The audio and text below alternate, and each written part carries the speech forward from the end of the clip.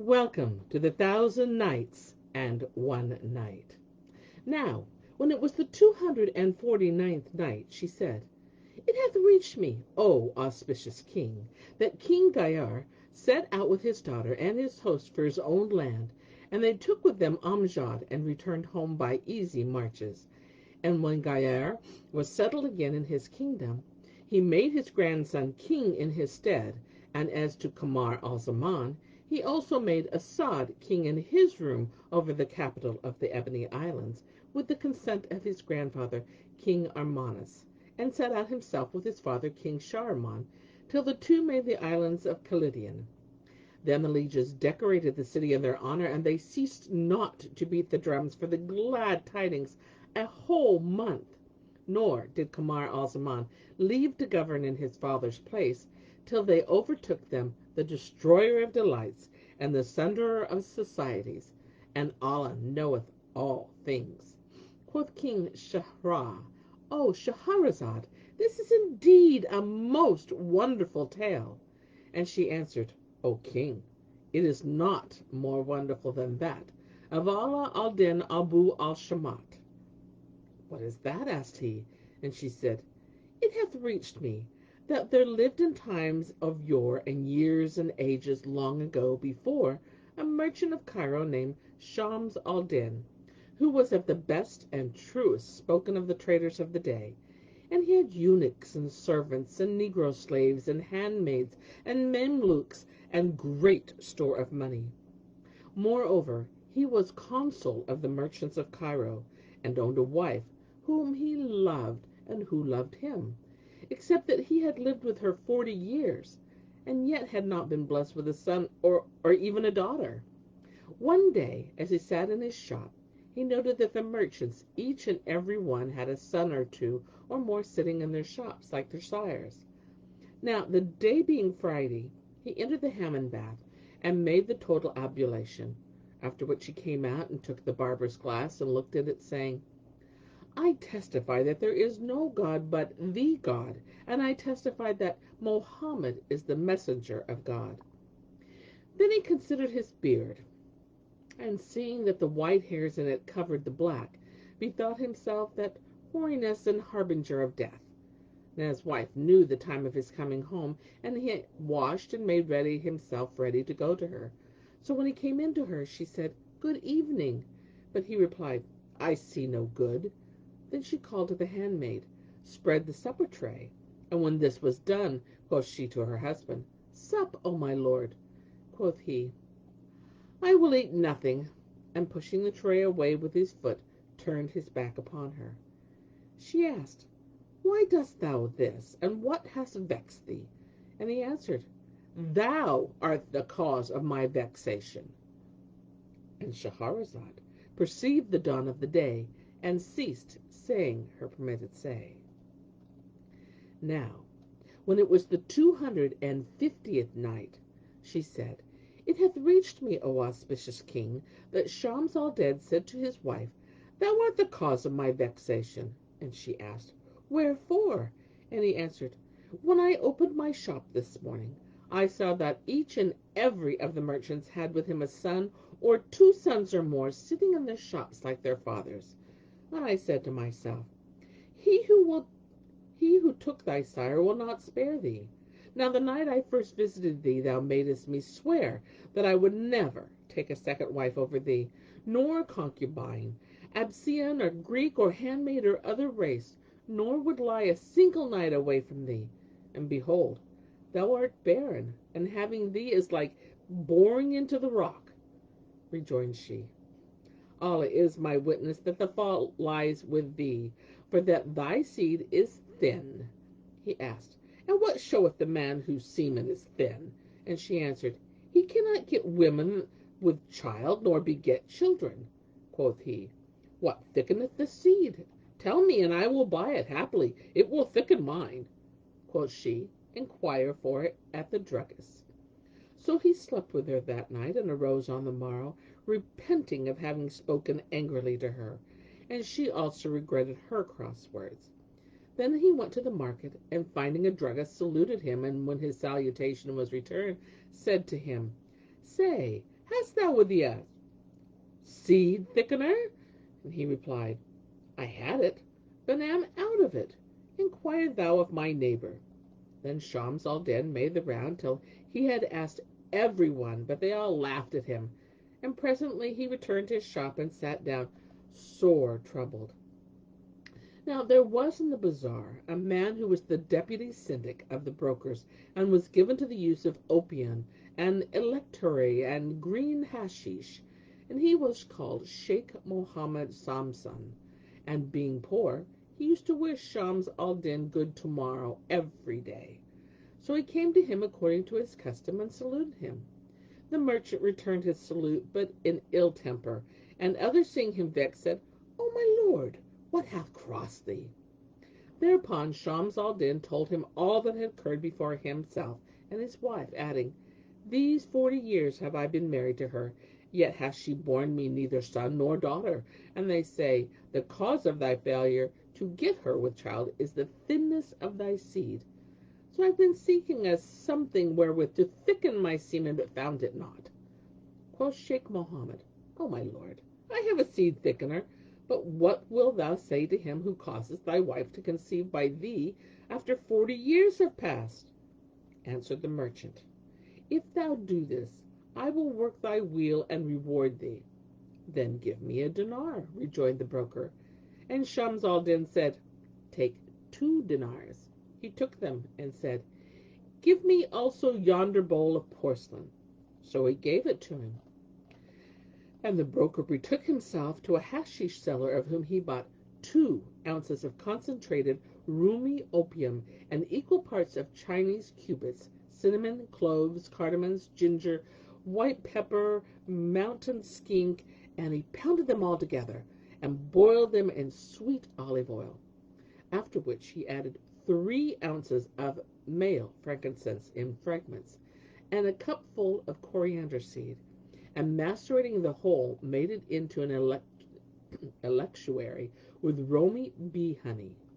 Then he put the concoction in the bowl and carried it to the merchant, to whom he delivered it, saying, Here is the seed thickener, and the manner of using it is this.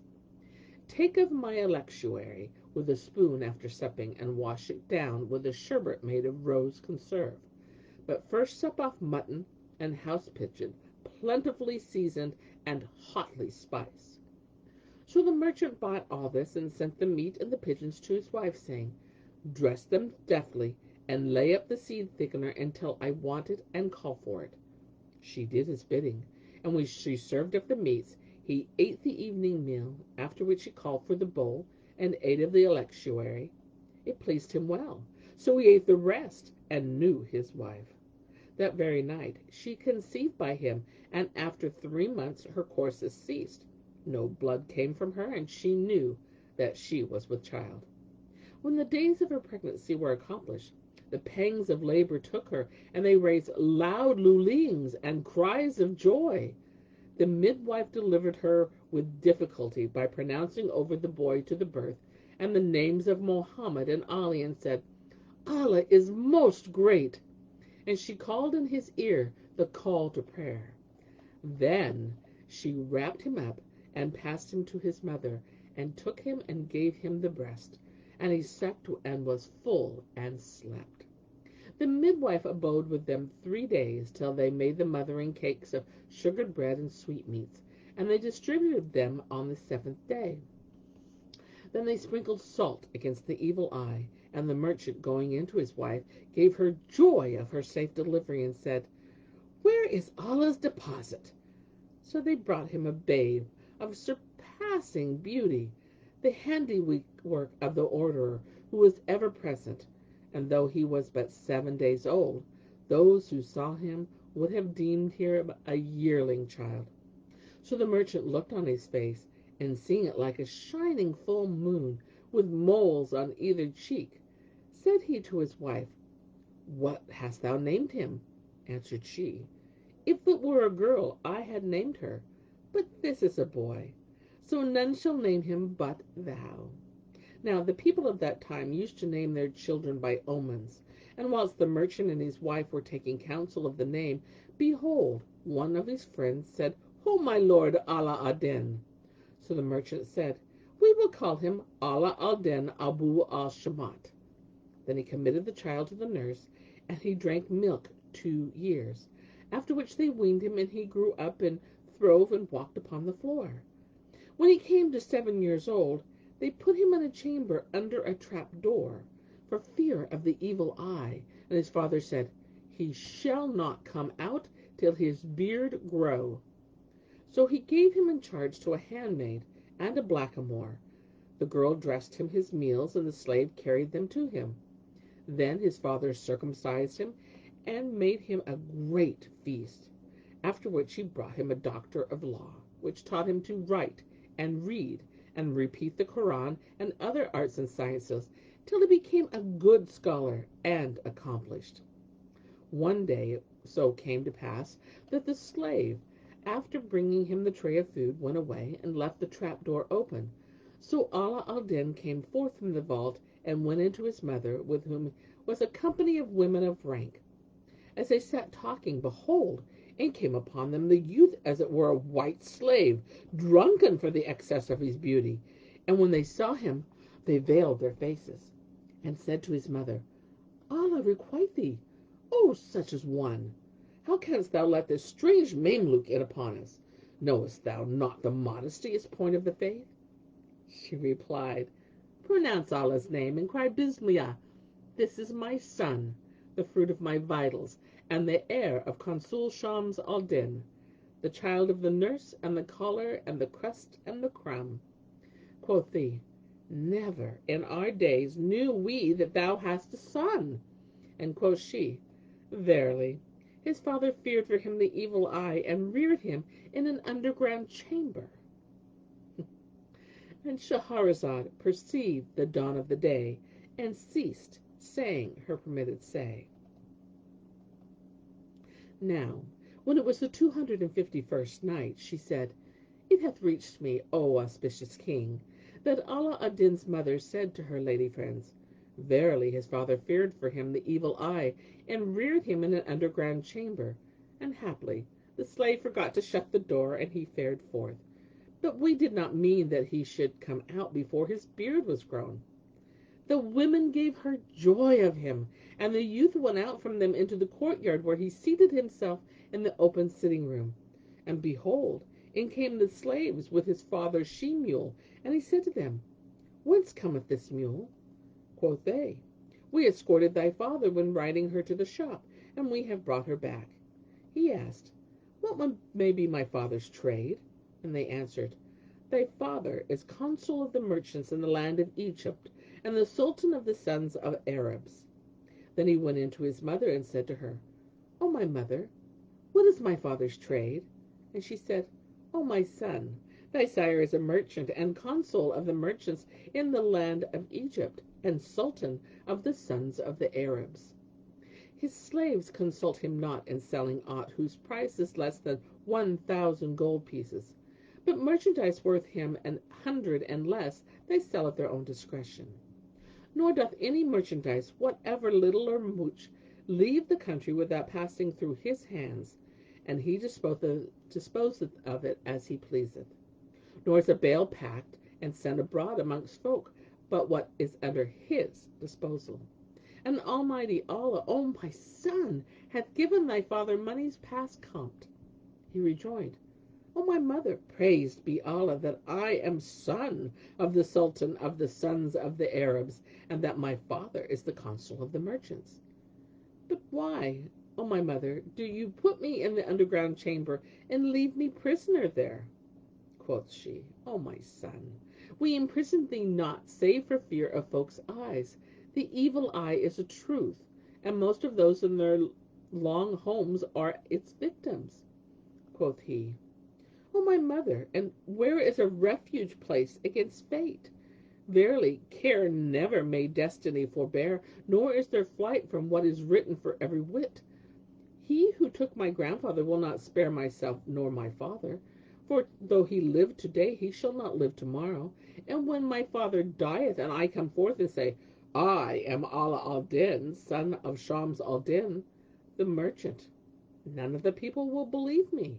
but men of years and standing will say, in our lives never saw we a son or daughter of Shams al-Din. Then the public treasury will come down and take my father's estate, and Allah have mercy on him who said, the noble dieth and his wealth passeth away, and the meanest of men take his women. Therefore, O my mother, speak thou to my father that he carry me with him to the bazaar and open for me a shop, so I may sit there with my merchandise, and teach me to buy and sell and take and give. Answered his mother, O my son, as soon as thy sire returneth, I will tell him this. So, when the merchant came home, he found his son, Ala al-Din Abu al-Shamat, sitting with his mother, and said to her, why hast thou brought him forth of the underground chamber?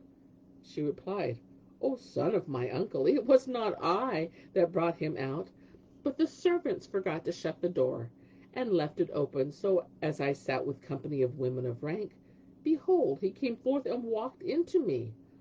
Then she went on to repeat to him his son's words. So he said, O my son, tomorrow, inshallah, I will take thee with me to the bazaar. But my boy, sitting in markets and shops, demandeth good manners and courteous carriage in all conditions. Ala al-Din passed the night, rejoicing in his father's promise, and when the morrow came, the merchant carried him to the Hammam, and clad him in a suit worth a mint of money. As soon as they had broken their fast and drunk their sherbets, Shams al-Din mounted his she-mule, and putting his son upon another, rode to the market, followed by his boy. But when the market folk saw their consul making towards them, foregoing youth as he were a slice of the full moon on the 14th night, they said one to another, see thou yonder boy, behind the consul of the merchants? Verily we thought well of him, but he is like the leek, grey of head and green at heart. And Sheikh Mohammed Samson, deputy syndic of the market, the man before mentioned, said to the dealers, O merchants, we will not keep the like of him for our sheikh. No, never. Now, it was the custom annette, the consul, when he came from his house of a morning and sat down in his shop, for the deputy syndic of the market to go and to recite to him, and to all the merchants assembled around him in the Fatiha, or opening chapter of the Koran. After which they accosted him one by one and wished him good morrow, and went away, each to his business place. But when Shams al-Din seated himself in his shop that day as usual, the traders came not to him as a custom. So he called the deputy and said to him, why come not the merchants together as usual? Answered Mohammed Samson, I know not how to tell thee these troubles, for they have agreed to dispose thee from the sheikhship of the market, and to recite the Fatiha to thee no more. Asked Shams al-Din, what may be their reason? And asked the deputy, what boy is this that sitteth by thy side, and thou a man of years and chief of the merchants? Is this lad a Mameluke, or akin to thy wife? Verily, I think thou lovest him, and inclinest lewdly to the boy. Thereupon the consul cried out at him, saying, silence! Allah curse thee, genus and species! This is my son. Rejoined the deputy, never in our born days have we seen thee with a son. And Shams al-Din answered, when thou gavest me the seed thickener, my wife conceived and bare this youth. But I reared him in the souterrain for fear of the evil eye, nor was it my purpose that he should have come forth till he could take a beard in his hand. However, his mother would not agree to this, and he has his part begged that I would stock him a shop and teach him how to sell and buy. So the deputy syndic returned to the other traders and acquainted them with the truth of the case, whereupon they all rose to accompany him, and going to the body of Shams al-Din's shop, stood before him and recited the opener of the Koran. After which they gave him joy of his son, and said to him, the Lord prosper root and branch, but even the poorest of us, when son or daughter is born to him, needs must cook a pan full of custard, and bid his friends and kith and kin, yet hast thou not done this. Quoth he, this I owe you. Be our meeting in the garden. And Shahrazad perceived the dawn of the day, and ceased to say her permitted say. Now, when it was the 252nd night, her sister Dunyazad said to her, Pray, continue thy story for us, and thou be awake and not inclined to sleep. Quoth she, With pleasure and good will. It hath reached me, O auspicious king, that the consul of the merchants promised them a banquet, and said, Be our meeting in the garden. So when morning dawned, he dispatched the carpet layer to the saloon of the garden pavilion, and bade him furnish the two. Moreover, he sent thither all that was needful for cooking, such as sheep and clarified butter, and so forth, according to the requirements of the case, and spread 2 tables, one in the pavilion and another in the saloon. Then Shams al-Din and his boy girded themselves, and he said to Ala al-Din, O my son, whenas a greybeard entereth, I will meet him, and seat him at the table at the pavilion. And do thou in like manner receive the beardless youths, and seat them at the table in the saloon. He asked, O my father, why dost thou spread 2 tables, one for men and another for youths? And he answered, O my son, the beardless is ashamed to eat with the bearded. And his son thought this answer full and sufficient. So when the merchants arrived, Shams al-Din received the men and seated them in the pavilion, whilst Ala al-Din received the youths and seated them in the saloon.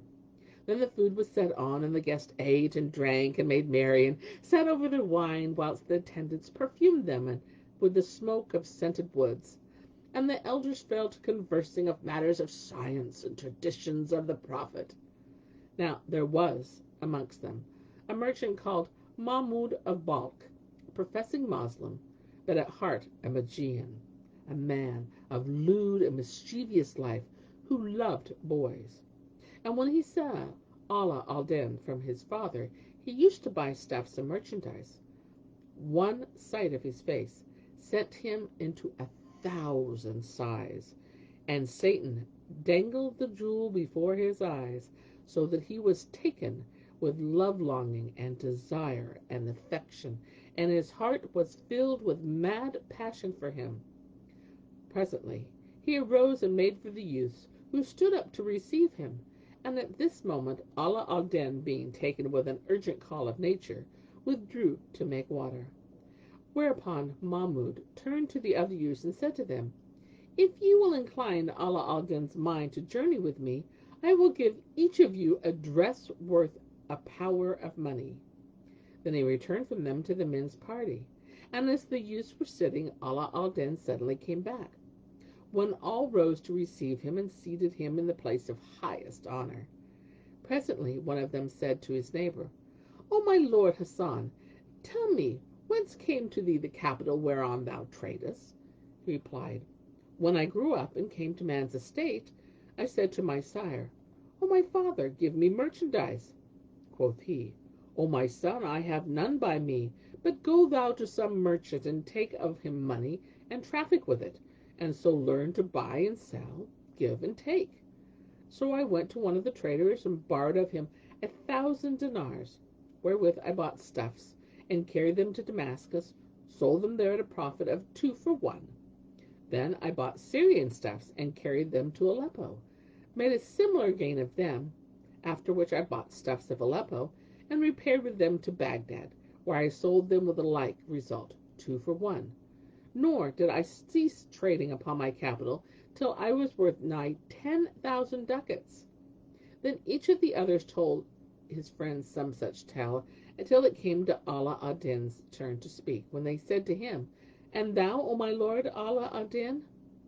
Quoth he, I was brought up in the chamber underground, and came forth from it only this week, and I do but go to the shop and return home from the shop.